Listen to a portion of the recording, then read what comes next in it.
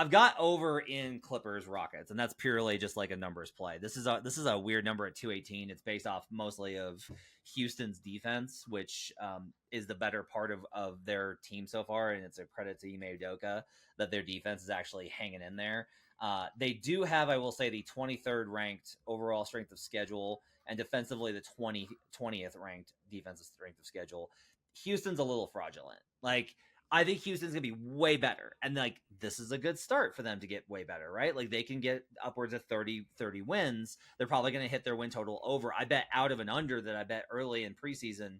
Brandon talked me into it. And then I saw them in preseason, was like, nah, this team's, like, structured. I'm getting out of that bet. So I bet the over. So I'm going to come out neutral there. But, like, they're going to be pretty good.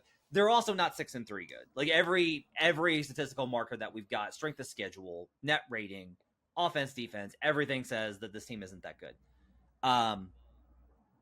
This is the one reason I wanted to talk about it. I think the total is just a numbers play for me. It's a low number over, we've got the overtrend on tournament nights. I think this is a good spot.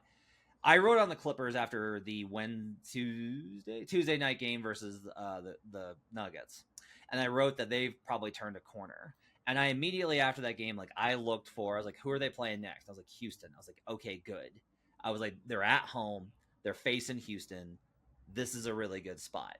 And the books were like, go fuck yourself, because we're going to go ahead and we're not going to get suckered in by Houston being 6-3. We're going to make this 5.5. Yeah. You're not getting any 2.5 markers against a 6-3 really tough Houston team after you've lost 7 or 6 straight. No breaks for you, Matt. My number screams you got to bet Houston here. They've been better all year. They're way better right now. The Clippers have been terrible, and that's dragged all their numbers down. The spot to me is like Clippers. I want to bet the Clippers. I'm trying to get the guts up to basically take them at what is perceived as a nadir and to bet against Houston in a high spot. I want the Clippers here. Should I leave it alone? Because, like, the split between I don't have alignment. I don't have it like, okay, I've got this modeled right. The spot's good. Usually in those things, I like to stay away, but God damn, Sean, I want to bet the Clippers in this spot. I've been looking for a spot to bet the Clippers for the last couple of games, and I definitely wasn't going to be against the Denver Nuggets. Yeah. I'll say this. I was really close to giving out Bulls -1, Clippers -5.5, but I couldn't stomach both of those on my slate for tomorrow. I couldn't watch both of those. So I had to pick one, and I was stronger on the Bulls the way I watched them come back in that second half, even potentially going to overtime and winning that game. So I ended up going with the Bulls, but this was my first pick off the board if it wasn't for Chicago -1. Houston is under an immense amount of pressure in that locker room throughout. Everyone is feeling it. Now, the number being 5.5 and not getting much movement since post is telling you, just like Matt said, folks are like, yeah, go ahead and take Houston if you want to. This feels like a really stinky number to me. This feels like a double-digit win coming from the Los Angeles Clippers. Yep.